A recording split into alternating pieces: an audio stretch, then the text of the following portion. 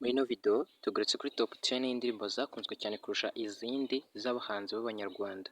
Turazigura ku mwanya wa 10 nk'ibisanzwe, tumara kujya ku mwanya wa mbere aho tuza kuhasanga umuhanzi ndetse n'indirimbo yakunzwe cyane kurusha izindi.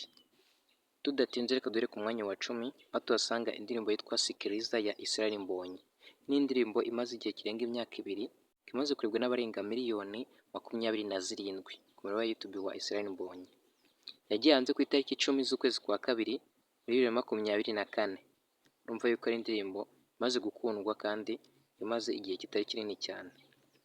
Dukomeje ku mwanya wa 9 turasanga indirimbo yitwa Why ya The Ben ndetse na Diamond Platnumz.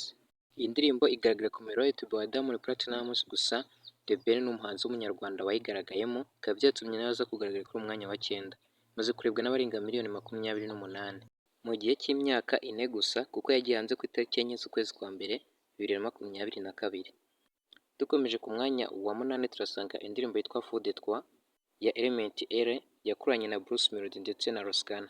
Iyi ni indirimbo ikunzwe cyane maze kurebwa n'abarenga miliyoni 32 ku muyoboro wa YouTube wa Element L. Ni indirimbo yagiye hanze ku itariki 29 z'ukwezi kwa gatanu 2023. Urumva yuko atari igihe kinini cyane, ariko ikaba ikomeje gukundwa cyane ndetse no kwigura imitima ya benshi mu Rwanda ndetse no hanze. Ikamaze kurebwa n'abarenga miliyoni 32. Dukomeje ku mwanya wa 7 turasanga indirimbo yitwa Malengo ya Mungu ya Israel Mbonyi. Imaze igihe kigera ku myaka 2, ikamaze kurebwa n'abarenga miliyoni 32. Yagiye hanze ku itariki 15 z'ukwezi kwa 12 2023. Ni indirimbo yakunzwe cyane mu Rwanda, muri Afurika ndetse no ku isi muri rusange. Bikaba byatumye iza kugaragara kuri umwanya wa 7. Dukomeje ku mwanya wa 6 turasanga indirimbo yitwa Yebo ya Vestine ndetse na Dorcas. Iyi ndirimbo yagiye hanze ku itariki 5 z'ukwezi kwa gatanu 2025. Umva ko imaze igihe kigera ku mwaka umwe gusa, ikaba imaze kurebwa n'abarenga miliyoni 39. Urumva yuko ari indirimbo nawe ikunzwe cyane, ikaba byatumye igaragara kuri umwanya wa 6. Dukomeje ku mwanya wa 5 turasanga indirimbo yitwa Nimekupata Yesu ya Ambassador of Christ. Ni indirimbo yakunzwe cyane, yagiye hanze ku itariki 21 z'ukwezi kwa gatatu 2017. Imaze kurebwa n'abarenga miliyoni 54 mu gihe cy'imyaka 9. Urumva yuko nayo ari indirimbo ikunzwe cyane, imaze igihe kinini cyane ariko iracyarebwa kandi iracyakundwa cyane.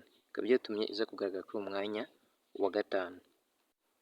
Dukomeje ku mwanya wa 4 turasanga indirimbo yitwa My Vo y'umuhanzi witwa Meddy. Indirimbo yagiye hanze ku itariki 22 z'ukwezi kwa karindwi 2021. Urumva imaze igihe kigera ku myaka 4, ikaba imaze kurebwa n'abarenga miliyoni 55 ku muyoboro wa YouTube wa Meddy. Dukomeje ku mwanya wa 3 turasanga indirimbo yitwa Nitaamini y'umuhanzi witwa Israel Mbonyi. Imaze kurebwa n'abarenga miliyoni 61 mu gihe cy'imyaka 2 gusa, kuko yagiye hanze ku itariki 7 November 2023. Urumva yuko ari indirimbo nayo yakunzwe cyane, bigatuma Israel Mbonyi agaragara kuri umwanya wa 3. Dukomeje ku mwanya wa 2 turasanga indirimbo yitwa Ni Nasiri ya Israel Mbonyi. Iyi nayo ni indirimbo yakunzwe cyane, ikaba ari nayo Israel Mbonyi afite irebwe cyane kurusha izindi zose yakoze cyangwa se yagaragayemo. Imaze kurebwa n'abarenga miliyoni 96 mu gihe cy'imyaka 2 gusa, kuko yagiye hanze ku itariki 26 z'ukwezi kwa gatandatu 2023. Urumva yuko ari indirimbo yakunzwe cyane, ikaba yaje kugaragara kuri uwo mwanya wa 2.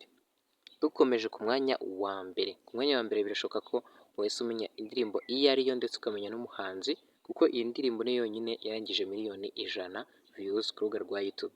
Ku mwanya wa mbere turasanga indirimbo yitwa Slowly y'umuhanzi witwa Meddy. Ni indirimbo yarebwe cyane kurusha izindi zose mu ndirimbo zakozwe n'abanyarwanda cyangwa se zagaragayemo abanyarwanda. Ni indirimbo imaze kurebwa n'abarenga miliyoni 134 mu gihe cy'imyaka 8, kuko yagiye hanze ku itariki 23 z'ukwezi kwa 8 2017. Wowe twanyuma ino video ndagushimiye cyane, nizeye ko wakoze subscribe, like, share na comment, ukibuka gufungura inzogera kugira ngo utazacikwa na video nziza z'ubutaha.